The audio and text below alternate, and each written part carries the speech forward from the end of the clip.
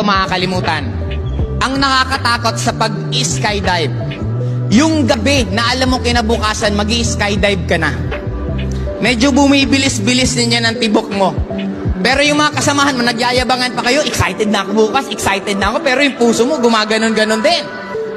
Kinabukasan sa breakfast, mas dumodoble na yung tibok ng puso mo. Nung dumating na yung sundo, lalong bumibilis na yung tibok ng puso mo.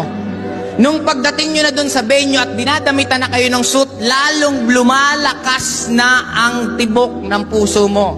Nung sumakay na kayo sa eroplano, wala nang imikan. Yung nagyayabangan kayo ng gabi, excited ako, yeah, wala, tahimik lahat.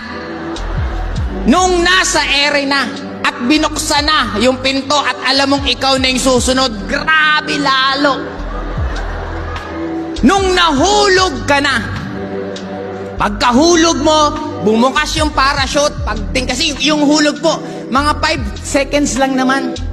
Hindi naman po matagal, pagkahulog mo, tas bubuka na yung parachute. Pagbuka, ang makikita mo, lahat ng sasabihin mo, wow! Grabe, ang ganda, ang laki ng Las Vegas.